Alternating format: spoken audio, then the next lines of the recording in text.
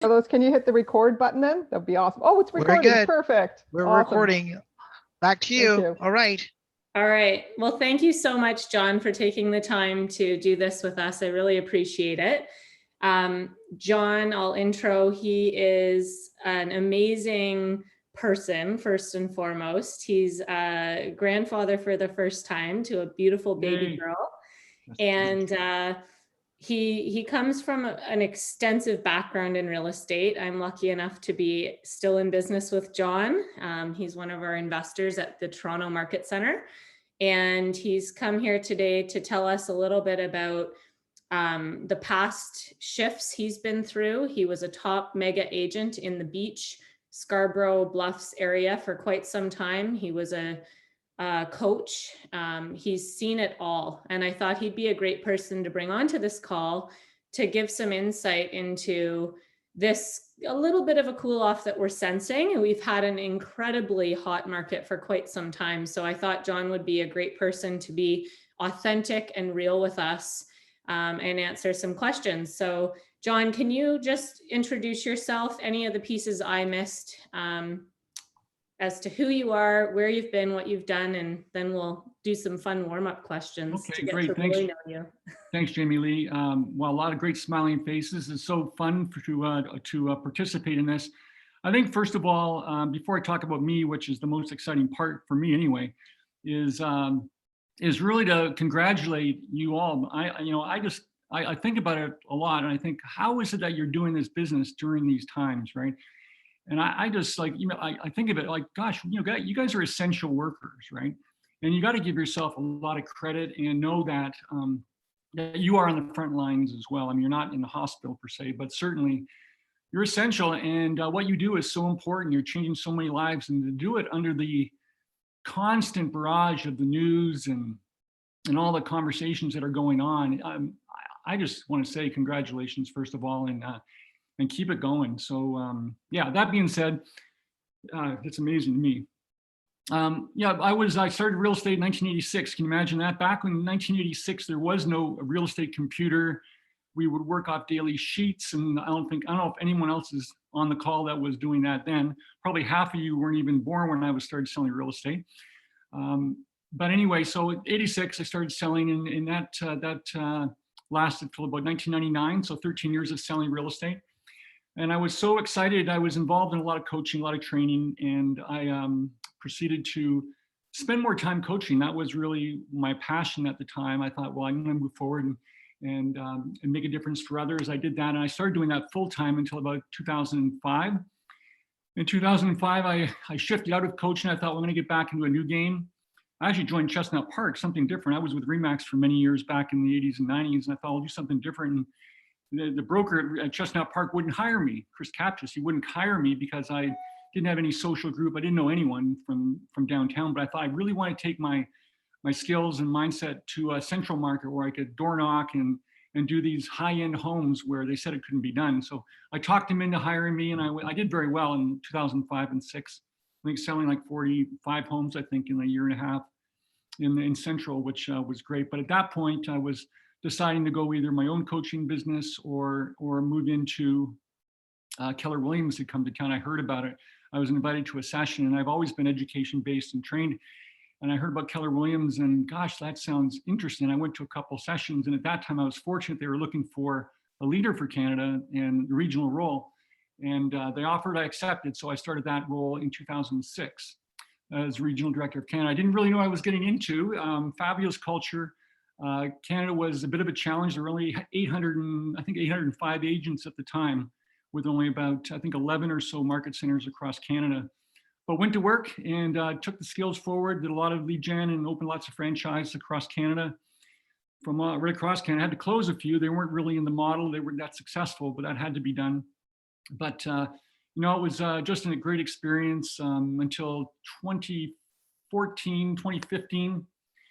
I retired. I decided I've had a good run. I wanted to enjoy myself and my wife, Sandra, and be around our kids and do different things. And that's what I've done. So it's in 2014, I've retired, and nice to be back on this call and share some wisdom and watch the great success that you guys are. Thank you so much, John. So I'm going to warm you up here and ask you, if you were stuck on an island and you Okay. could only bring 2 items, what would they be? Oh my gosh, an island. Okay, well, first of all, I'm not sure you know this, but I'm building my second home. We have a property in Cape Breton Island, okay?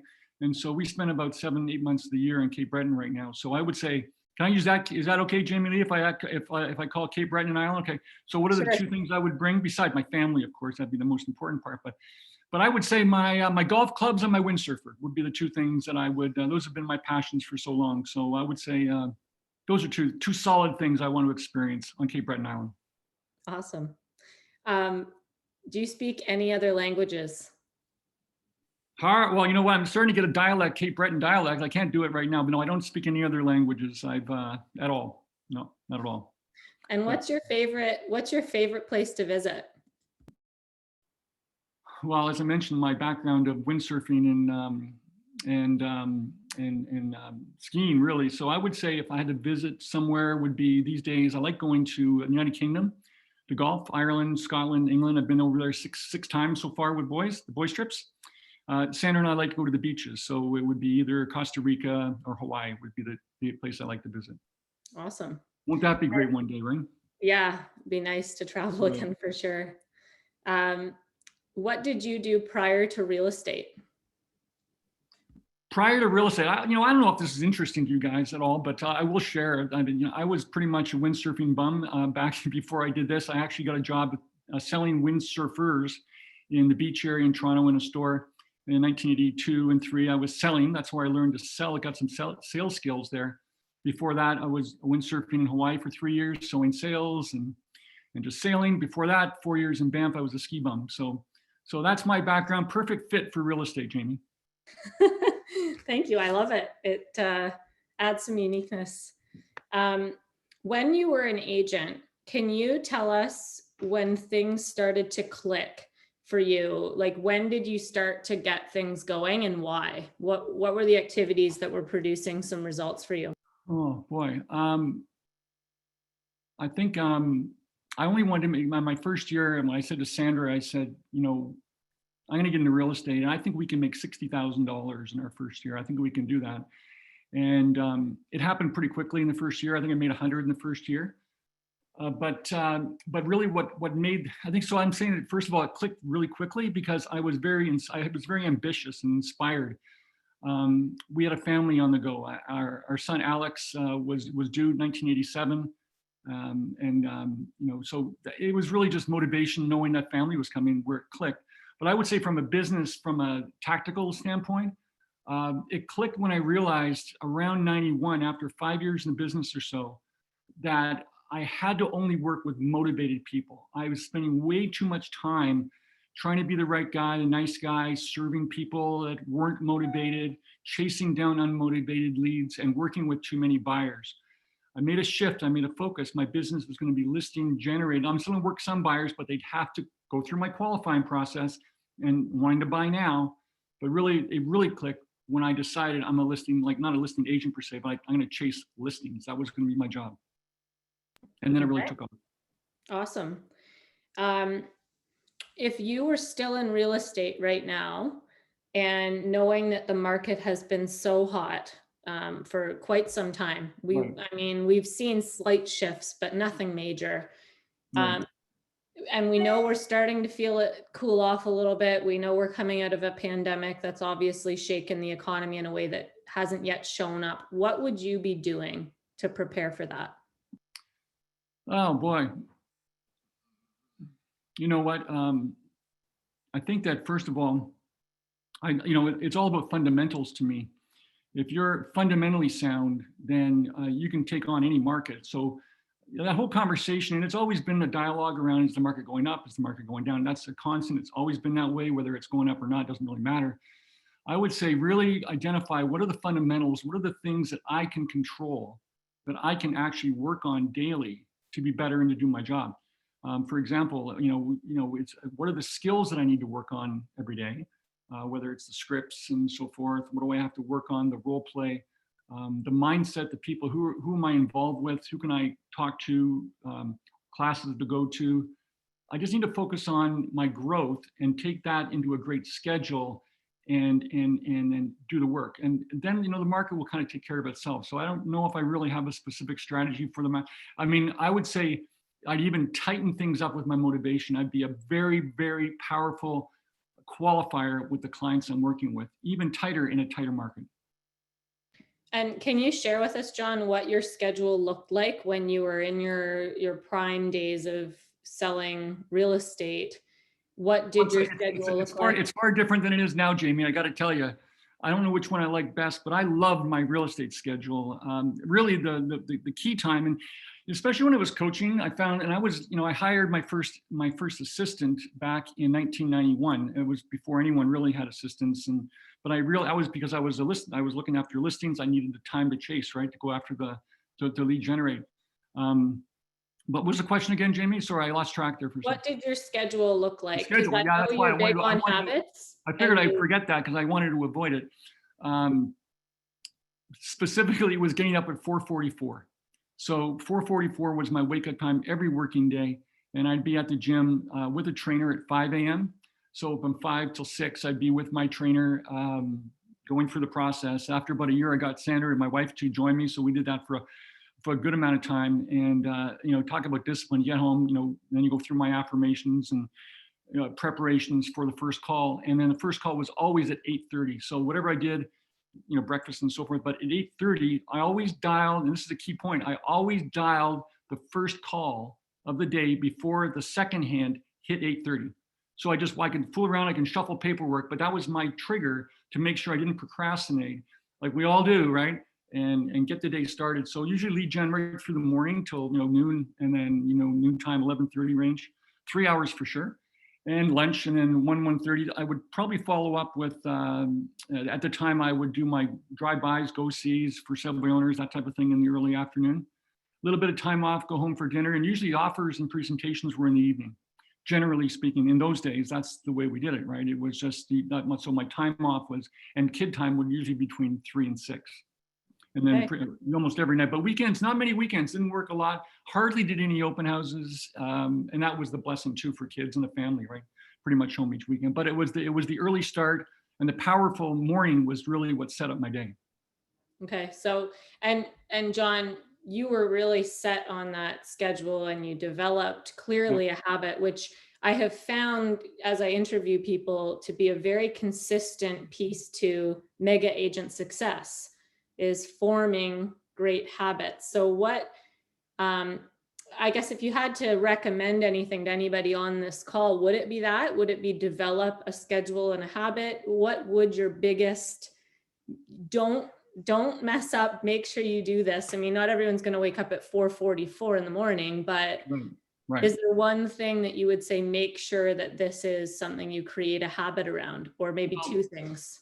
Yeah, I think you'd have to go to two things. And I know that in some of the coaching I did, and I've coached agents that were just world-class agents selling hundreds of homes at the time, which was world-class, certainly much larger now. But for them, it was the schedule. It was always about that schedule, knowing that, we all get off track. As a matter of fact, there was one agent I remember coaching, and I said, so what is a slump for you? Can you define what a slump is? So most of it, hands up on the call, most people here would probably say, well, I'm at probably like 3 months. I feel like I'm in a slump, or maybe a month or something like that. He told me it was one phone call. He would know a slump was starting in one call. I'd say, well, what do you mean? Can you describe that? And he said, because I was a little bit mentally, just a little bit off. I found I got a little emotional, or I got off my script. He said that to me is starting the slump I don't want to get into. And he would just correct himself, get right back. So that's how tight, if you can get to that level where following the schedule that you create, the workable schedule, you don't have to be a maniac, but something that you can follow that fits your lead gen in, right?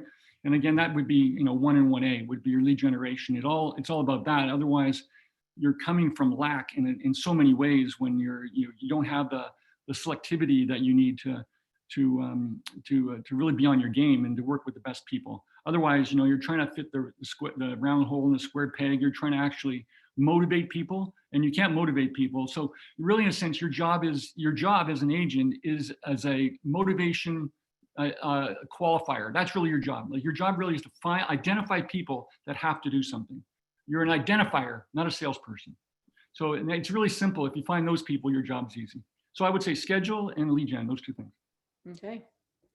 And in your opinion, what's more important, sales or marketing?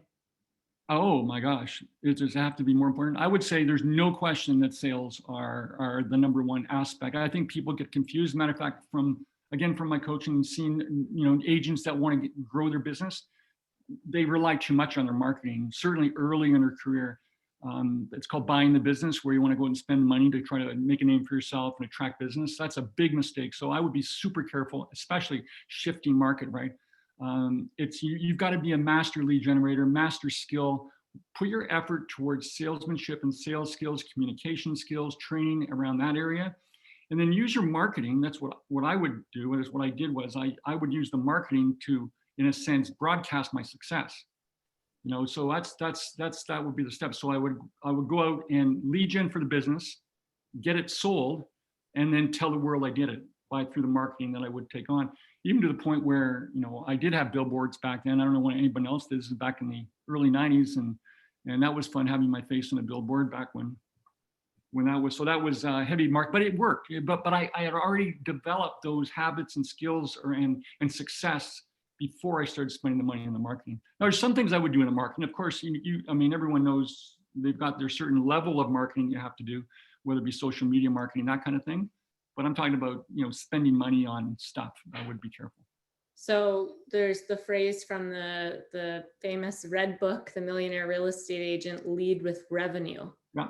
So you're obviously speaking about that. And how would you recommend, let's say someone brand new starting in the business, how do they lead with revenue? How do they start their schedule? Any tips there or pointers for someone that thinks they need to have a snazzy website and fancy cards and a big billboard? What would you recommend? Well, I love the way you said that. So I think you know the answer, right? You avoid that. It's really there's a lot of creative avoidance habits in agents that are not successful or going down the wrong path. So I do think of them as creative avoidance. We all do those things. We all have those things that we're avoiding what we know we need to be doing, whether it's the tough stuff, right? Whether it's the role play, the skills, the pick up the phone, make those calls you don't want to make, the price reduction, whatever it may be, the things you don't want to do. That's what makes you great is having those scheduled items that you do consistently and you're practicing and working on those nothing's changed, right? Here we are. I'm talking about these fundamentals, which if you take those fundamentals we all practiced and put them into play at the highest level, it'll make such a huge difference. So that I would say for a newer agent, that's what I'd focus on: the skill training, schedule, fundamentals, and again, when you've got success, then you can brag about it. Awesome. And with the schedule, I've heard a couple of different pieces. It's easier to do lead gen after 5 because more people are home. Obviously, this year has changed things, but would you have any pointers or recommendations for someone that believes that the lead gen should happen 5 to 8 when people are home, or any tips, pointers? I like to define too for everybody. For me was there was a difference between lead generation and lead follow-up.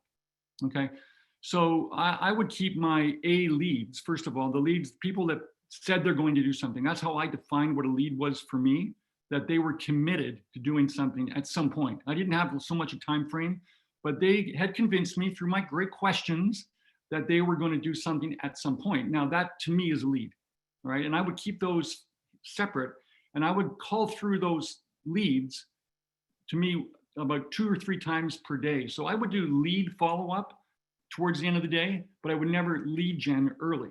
Let that core lead gen always early, because that's when I have more energy, I have more focus, more intentional, and it feels so good to get it done by 12, right? I've got my job done, and I can do my lead follow-up a little bit later on. So yes, you may get more people home, and yes, great. Now, if you want to do it on top of your 3 hours you did in the morning, then I would say that's fine, but don't rely, because you do not have the willpower.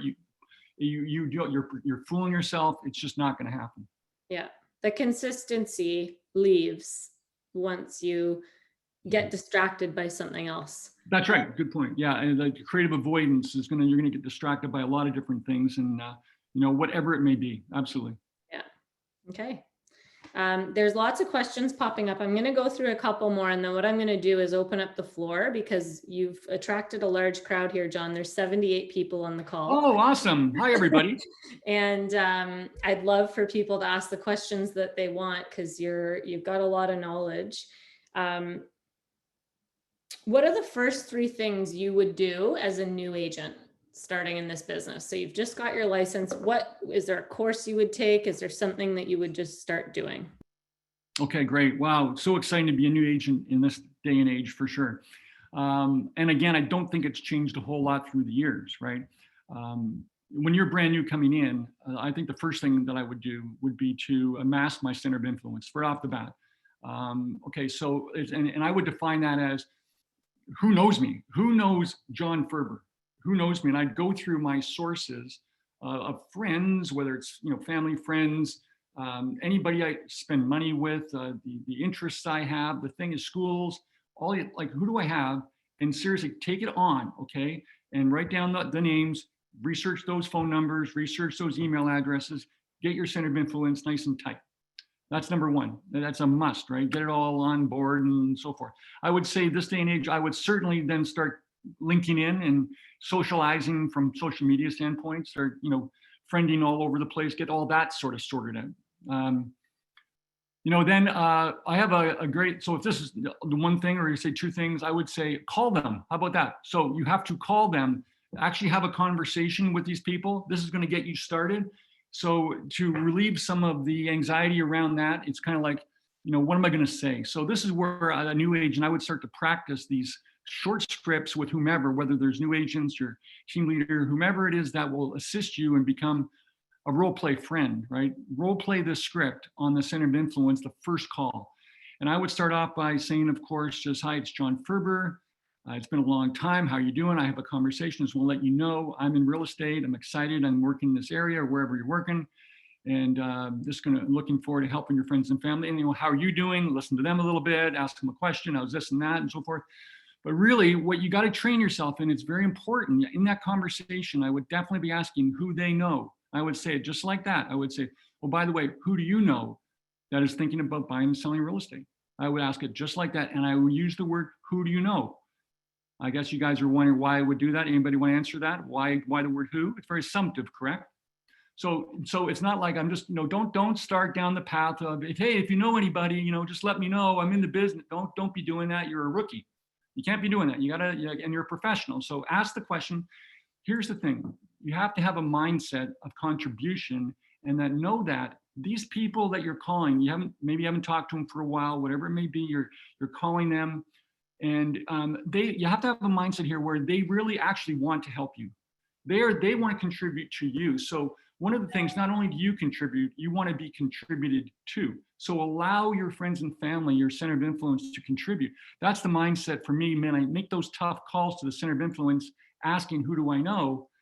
I think I want to give them the chance to contribute. So I ask them directly, who you know, and it's amazing what they say. You know what, and if you pause and listen for a while, they actually may know someone, right? Give them a chance to actually answer. And then just thank them. And then, you're going to create your list, of course, out of that center of influence, maybe your top 10, the ones that are the key contributors to you, the real ones that and you'd probably call them once a month. So I would say, in summary, create the center of influence, socialize them, get them online, whatever, and then practice your calls, make the conversations.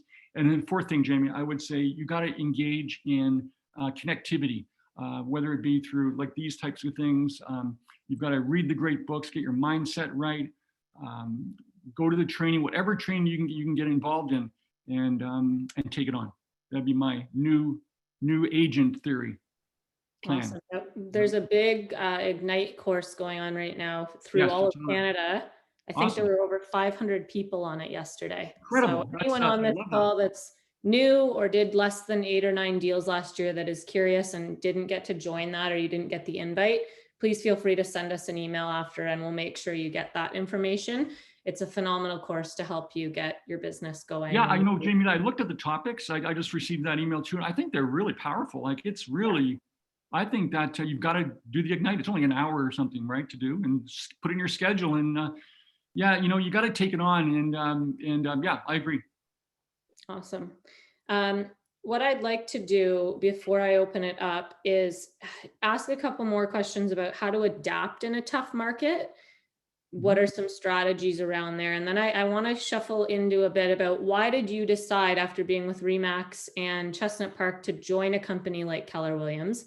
What did it do in your life? And if you're comfortable sharing, just talk about a little bit about the profit share piece and what that's done for your life. So first I'll start with finishing up, how do you adapt in a tough or shifting market as the first question, and then we'll roll into the other piece. Okay. We kind of touched on it a little bit. I've always been one to try to keep it super simple, right? I'm not a predictor of the markets. I've never been that type of person. Matter of fact, I'm more of a person when they ask me what predictions or what do I think? I mean, or even any question I don't know the answer to, I'll tell them straight, I don't know. And so I think all of us, we need to get very good at saying, I don't know, when we don't, right? Be authentic about that. So I'm not a predictor, but I know what I am good at, and that is really helping people who are motivated to get their home sold. And that's what I would tell them. And I would just ask the question, is that what you're looking for, correct? I mean, that's a big smile, right? You are looking for, yeah, we're looking for that. Great. Well, I'm the one, sign the contract, right? So I would really put my energy towards that, which is a foundation of great fundamentals, again, and looking for motivated people. You're going to ask about the market and predictions and so forth. It's just not even a conversation worth having. Okay, perfect. Yeah, it's like no one has a crystal ball. I can't control it. I can't control it. I can't. I'll get frustrated. It's a great dialogue over coffee, but it's not going to accomplish anything really. I mean, and they're going to ask you, and so it's just sometimes it's a conversation starter, right? They're going to ask you, what do you think? I'd say, you know what? I don't know. I don't know. That's, it's a fresh answer for people, right? And they're going to say, good for you. That's a fresh answer. And I'll just go back and ask them the next great question. So I'll just ask her, when people ask me direct questions, I'll answer them directly, but always come back with an even equally powerful question to them. So that would be my response. Awesome. Yeah, like, people like you and my dad worked in the same kind of time frame. And when the market really crashed in 1990, 1991, really shifted. Yeah. That was probably the last time it really did a major shift. Yeah, we couldn't sell a home. Yeah, those times, the only way you could sell a home is the seller would hold back the financing. We call that a vendor take back. You probably don't know what that is. I do. Probably the only way that you could sell a home. And also they'd have to discount their mortgage to a certain degree. So there are all kinds of financial things that just don't exist anymore. So, but at the end of the day, we just look for people that had to sell and hopefully some equity, right? Because that was the challenge, because market prices dropped 30% or so, 50% in the high end. Interest rates went up to what, 15? Well, yeah, it hovered in the 12%, but it did go up 15, 16, 17% at some point. I only hear stories. I obviously wasn't selling real estate then, but you know what? It's like, it hasn't really changed. I mean, the circumstances changed, but the fundamentals, again, they haven't changed. And that's what I want to let you know. It was tough back then for sure. And it's tough now, but that's why 1% make most of the money, right? So the good news is that's why it was a fit for me, because I don't know what I'm simple or whatever. It's like your dad, right? He's simple that way. I just consistent. Right. He must have got that word from you. Lead gen is 1 and lead follow up is 1A. Like you two are the only people I've heard say that, and it's true. It's true. Yeah, we did a lot of training together, so it's in your room as well. We did a lot of it together for sure for many years. Yeah, mastermind as well. Yeah, it's the habit, the exercise, doing the difficult things in the morning. So the workout, the lead gen, the lead follow up, all before like 1:30. And then the consistency of doing it every day. And I know when I first started, I developed that habit from shadowing my dad do it. And I literally felt ill. If by 1:30 I hadn't done my 180 doors and started my follow-up, I literally didn't feel well. And I was going in the morning to work out, like similar habit forming there. And I learned that from shadowing someone. So if there's a piece I'd love to add, it's find a mentor that you can model and just find what they're doing that's creating that success. And oftentimes through shifts, that's when the people who are consistent in their habits Mhm. thrive. I Mhm. remember my dad telling me he had some of his greatest years during some of Bad markets. people's most troubling times. Yeah, yeah, there were many people focused. So, and even in the red book, Jamie, to your point, there's that one triangle where they talk about creativity before fundamentals, right? And you want to flip it around. So it's like, be careful the mentor that you're working with, or the person. Creativity is one thing, but you've got to work on the basics, the fundamentals, and then add a little creativity later on. So you marketing geniuses, and it's not the way initially, certainly, to develop your base. Awesome. So I want to just dive into a little bit about, you transitioned into being a KW agent and then a KW regional director. Right. You obviously did great with this whole profit share piece, and whatever you want to share there. Why did you decide to join, and what has profit share done for you? And then when you're done answering this question, I'd love to open it up Okay. to anybody on the call. And Carlos, I'll get you to help manage the Q&A, because if everyone talks at once, it might turn a bit crazy. There's lots of questions. Okay, great. All right. Why KW? Everybody has that response. Why did you join Keller Williams? For me, it was the education at the time. I was looking to open up my own coaching business, and as I was doing my research, that's when I was invited to a Dave Jenks and Dick Gillingham were doing a millionaire real estate agent seminar. And so it was the exposure to the education and the depth of the training that was like an alignment for me. I went, okay, that's who I am, and that's as far as real estate is concerned. And I went, wow, this is incredible. And as I dug a little deeper, that was the connection for me, and there was the opportunity of the regional thing. The rest of it was as I got to know a little bit more, I realized there was this wealth building piece for sure. As far as whether it be initially, certainly the profit share, knowing that people, if I were to recruit myself or refer agents that would join the company, I'd be the guy. And I going, what, I can kind of see a connection here, because that's kind of what I've been doing, is recruiting and referring, like really lead genning. And it's really, that's why they hired me, because I was, a good lead generation person. They based it on that, their decision.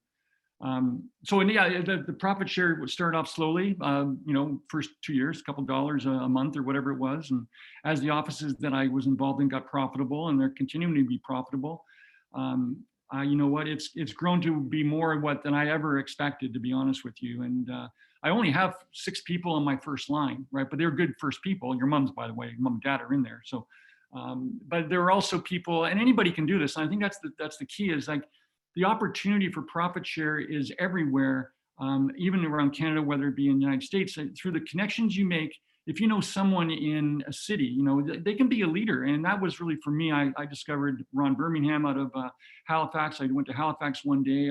He didn't know me, and I had coffee with him, and he eventually joined Keller Williams. And most of Halifax is in his downline now. And, so it started that way. So I'm very blessed with it, Jamie Lee. It's allowed us a very consistent passive wealth. And you want to know the numbers? Okay, so I think we're going to do over 300 this year between Sander and myself. It's going to be over 300 in passive income, and it's been over 250 every year for, I guess, last 6 years or so. It's been in that range. So wow. Yeah, it's pretty well, exciting. thank you for being honest about that and sharing. It's awesome. And you've got yourself a beautiful home there in Canada on the East Coast, and you're obviously enjoying life. So that's great. It's funny how things work out when you just work hard, right? Yeah, for sure.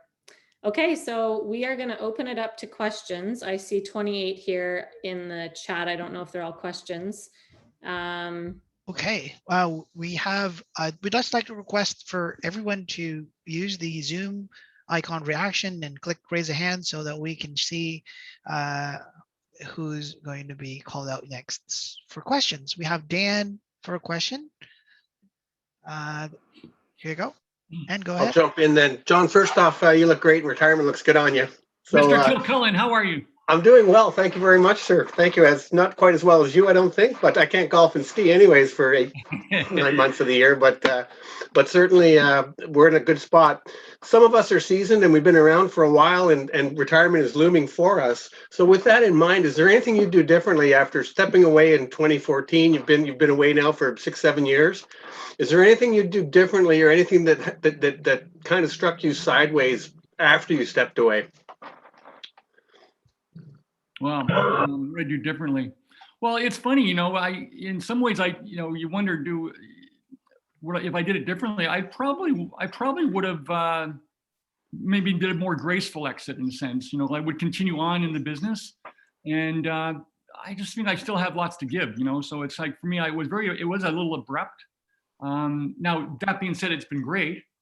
But I would say that, and it's been like a while, right? So for me and I sometimes think, do I want to recreate or jump back in and do a little this and that? And I still kind of think about that a little bit, that slowly fades away as I focus on some other things. But I would say I'd probably be a more graceful exit. Real estate allows us to do that, Dan. And but I mean, you can just have fun with it and just realize you're working with great people, and you know, what a joy it is, an opportunity to continue, you know, this so-called realtor retirement. So that's probably what I would do, maybe a bit differently. Thanks for that. I'm with you and Sandra on Cape Breton now. There should be 5 people there total, so you're almost at the point where you can launch a market center out there. Yeah, you're right. Keller Williams is now in Sydney, which is good, and there is one fellow from Sydney that does a little bit of Western Cape Breton, but yeah, I'd like to see the first Keller Williams signs on the West Coast. That would be off Cape Breton for sure. Okay, thanks, John. And good luck, Dan. Okay, next person is Michelle. Let me just have you here. Go ahead. Yep, I am. Thank you so much for accepting my question and my still picture.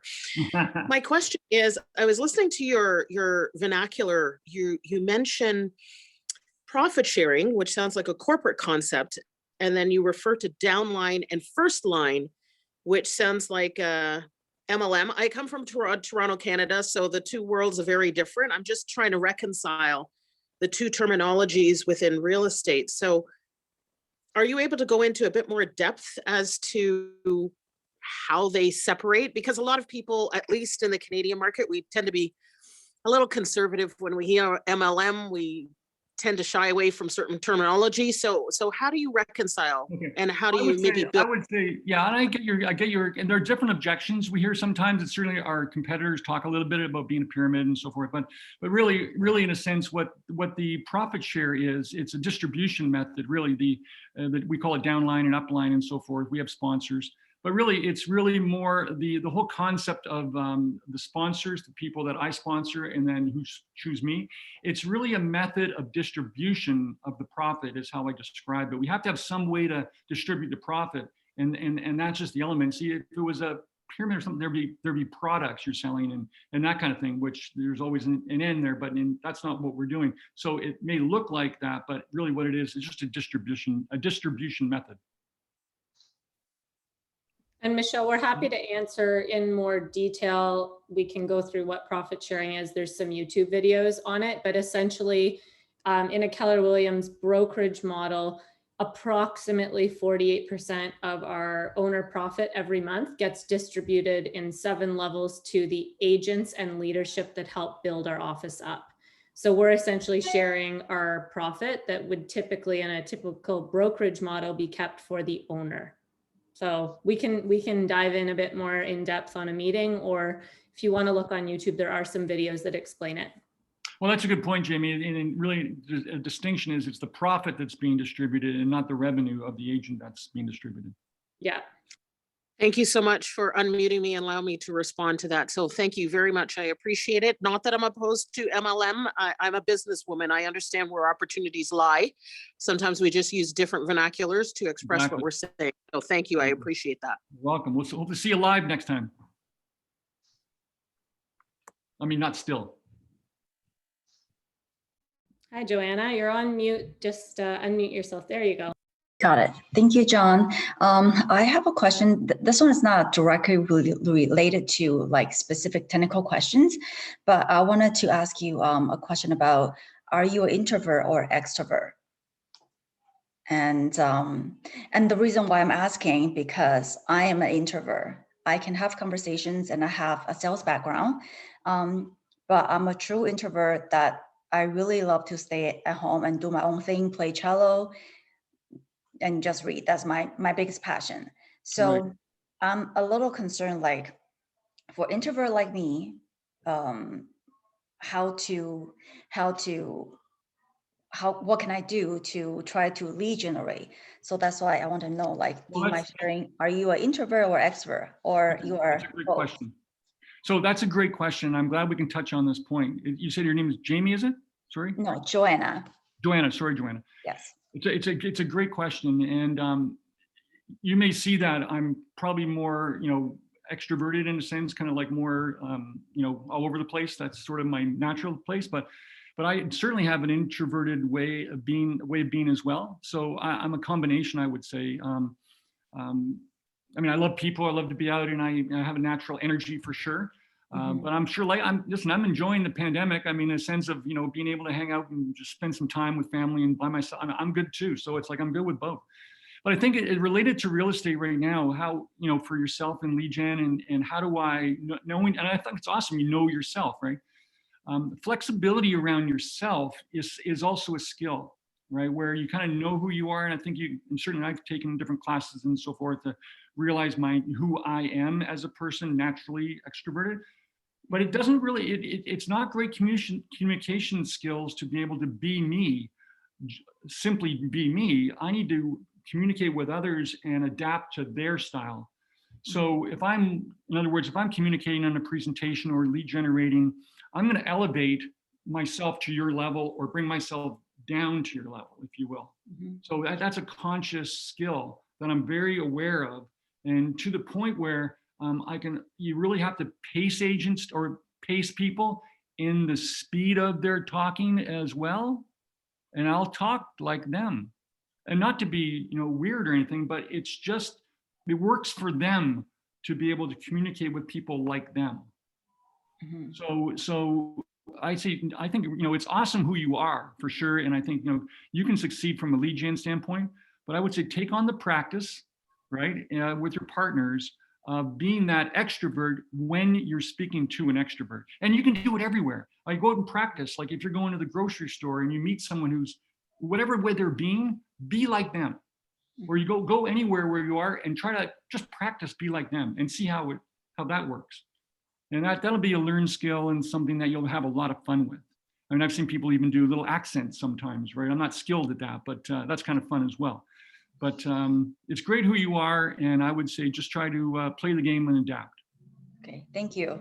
You're welcome. And by the way, just before on that one point, I got one thought on that too. I'll tell you, it takes all types to be successful in real estate. I mean, truly, I can't tell when I meet a person in all the recruiting, like, here's the mold of someone successful. I've seen everyone from the A, B, and Z. So it's like everyone has that ability and that power inside them to succeed in this business. It's so amazing, this business. Once you get those fundamentals of what we've described today and work on yourself that way, the business is yours, really, in a sense. It just opens up. As long as you're open to that type of training and that kind of effort. Got it. Thank you, John. Okay, you're welcome.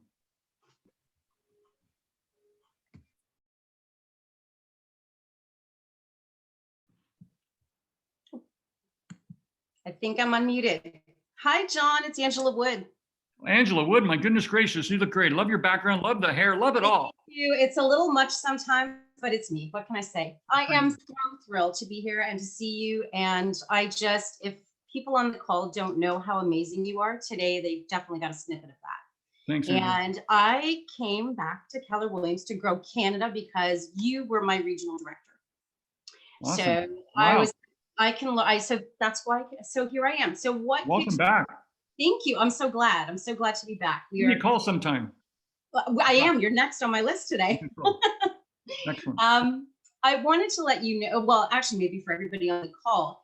So those of us that are referring to team leaders, like, we would love to have a market center in our downline, just like you do.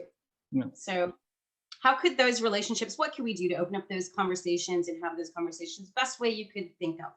Okay, can you be more specific, just so I make sure I get the answer right? Yeah, so people maybe that we're talking to out there that we might have a little influence with, or, talking to people about Keller Williams who are at other companies. Okay, you're talking about recruiting then, like, how do I get people to My team leader. Okay, how do I get them to your team leader? Right. Yeah. You know what? Yeah, you know what? I was in a conversation today earlier, and someone asked me, do I have much of an ego, right? And I thought about that. I haven't been asked that for a while, and I kind of thought, well, kind of do. And and I realized kind of like, what's the definition for me? Would be kind of an unhealthy one, where it's really all about me. And I'm like, whether it's the conversation, dialogue, whatever it may be, that when I'm in communication, I'm narcissistically talking about myself or not really asking about them. So to me, it's like you got to show a genuine interest in them. It would be my answer to recruiting and in general, to communication in general.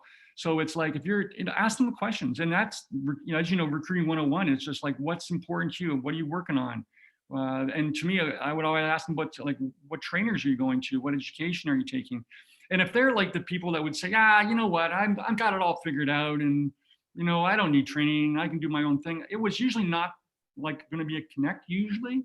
But if they say, yeah, you know what, I've gone to this seminar, I'm reading this book and so forth, then I can ask more. And so all of a sudden we've got to connect, we've got some level ground there.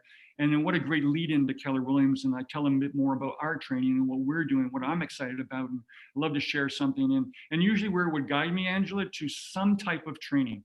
I think that, and if it's a higher level agent, like the A agent, the one that's doing the big business, they may, they need to learn. The reason they got there was because they learned something somewhere, right? So if you can key them in on the higher level training, I would always try to bring the higher level people to Mega Camp and get them exposed to the big thinkers. So to me, it would be asking about them, finding more about them, talking more about them and that thing, and then try to guide them to the training that would fit for them. Awesome. And so I'm not really talking about Keller Williams so much at all, right? It's not about that. It's not about profit share. It's not about this or that. It's really about their growth. That's amazing, John. Thank you. Because I've seen you do it firsthand. So I just wanted to make sure everybody got that opportunity to see you kind of do that and go through that. It's really important. Thank you.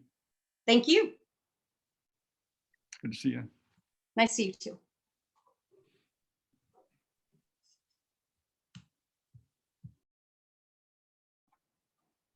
Hey, John. Hello. Hey. So I was just curious on your lead source of lead gen. What was your number one go-to? Oh my gosh, I'm gonna be dated now when you ask me that. Back in the day, it was expired listings. Okay. Probably 70% was all my business was expired listings. I sold around 100 houses, 120 per year, in that range. So I would say 70, 80 were expireds. Beyond that, for several owners, probably would amount 10%. And then, as time went on through my career, it would become, center of influence would start to move down to where the maximum it got to was probably, between past clients and center of influence, probably like 50%. But I always had a strong amount of lead gen, like newer business, whether it be through the cold doors or phones as well. I did a lot of door knocking through the years, a lot of business through that, a lot of business through the cold doors. The old saying is, of course, there's more people that you don't know than that you do know, right? So I always had to know, I had to get new business constantly. So for me, those were my three main things. And these days, I'm not sure what sources would be. You'd have to coach me on that. Well, I'm a cold caller myself. That's my number one. Awesome. Congratulations. Door knocking obviously is a little, I guess there's limited beliefs right now with door knocking. So you're still cold calling right now? Oh yeah. I was just that's fantastic. This morning from cold calling the other day. So how many contacts a day? How many contacts a day are you doing? So I do not hang up the phone until I hit at least 100 dials. Okay. I like to hit 10 contacts where they actually pick up the phone. We talk about real estate. I ask for business or friends and family's business, whatever that looks like. Right. My whole thing is basically, I know there's people that chase, and if they just say no, they hang up the phone and they're on to the next person. My whole mindset is, I'm on the phone with them now, so why not find out if they have an agent that they would work with if they were to do something in the future, and put them on a monthly email market report, touch base once a quarter, and Right. develop that relationship over the years. People were like, oh, well, we're not selling for at least 5 years. So I still try and get that email, get the permission to stay in touch, and develop the relationship from there. So, and I've been in real estate I'm in my 3rd year now. So Wow, that's fantastic. Well, a couple of little truisms I would have about my experience with that type of prospecting. I always thought that the number of contacts that I make, the number of contacts every day in one day would be the number of transactions I would do the next year. Right. So think about that. Like, so that was like, I got to get to 50 or I got to get to 60, whatever it may be. And I know the quality of the contact, with the contact for the cold calling of the doors, you got to talk to like 150 for a solid like lead or deal or whatever it may be. And we know that past clients is probably like 40%. As long as you're tracking your numbers, then you know those ratios. Those are the kind of things I like to track. And good for you. There's still business out there in the cold calling, and there's probably not that many expireds, I wouldn't think. But no, there's not very many expired stuff. Right. Yeah, that's congratulations. Good job. And just keep refining it and keep finding people that are doing what you're doing and work the script. When do you plan on moving? How long you live there? Where'd you move from? How'd you happen to pick the area? If you were to move, where would you go next? I still know the script. That was good. Awesome. Thanks, John. You're welcome. I believe we have ML up next.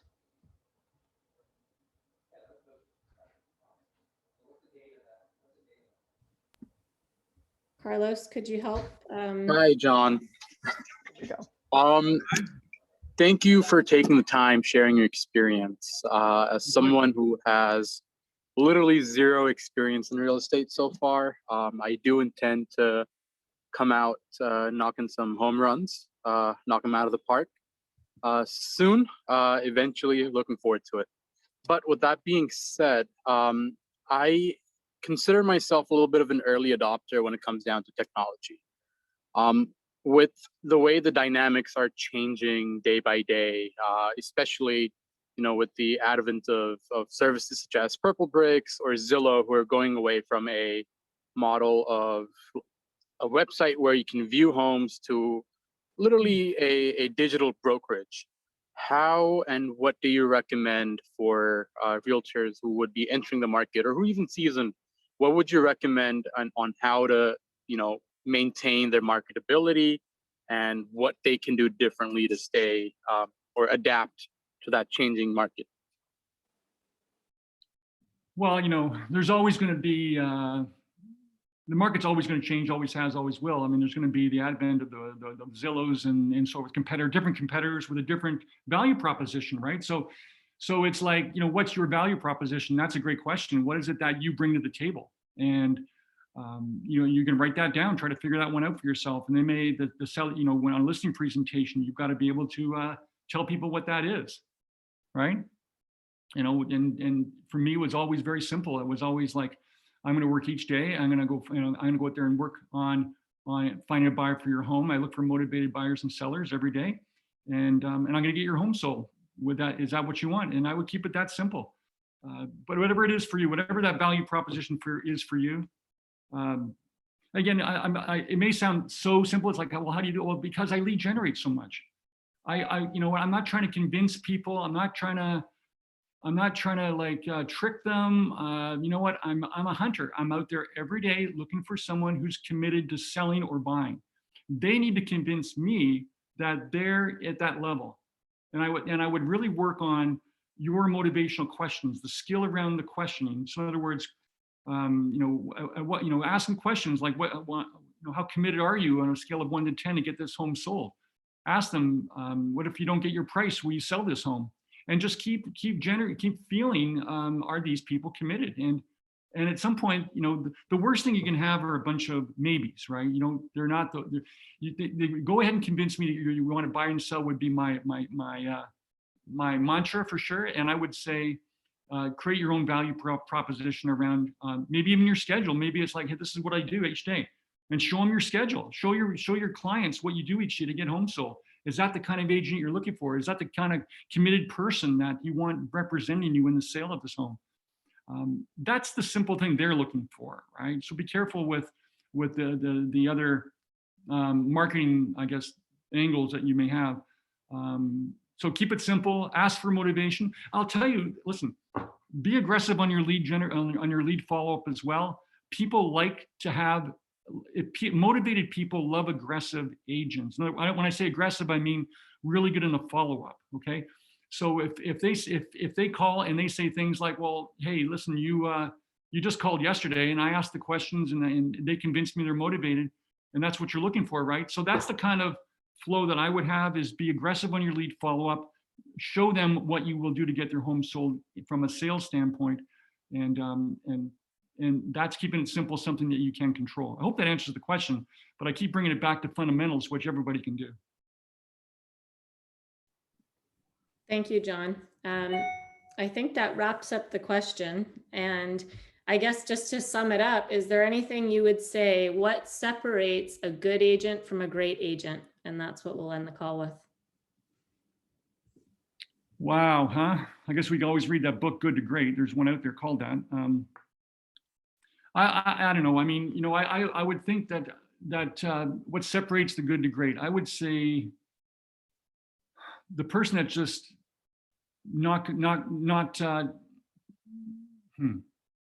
got me stumped on this one, but I think it's called complacency is probably the word I'm searching for.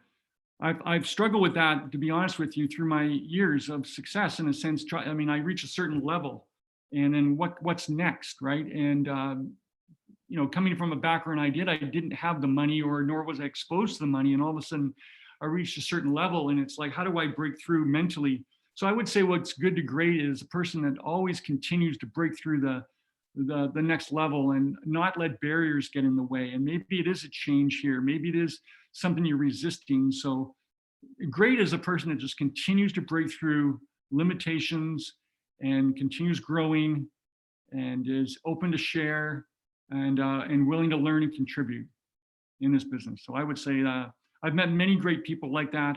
And I think we got a whole bunch of them on the call today because you showed up and you're willing to be contributed to. So to me, you're all great. Awesome.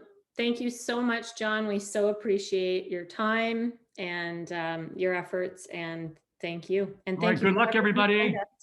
Thanks, Jamie Lee. Bye-bye.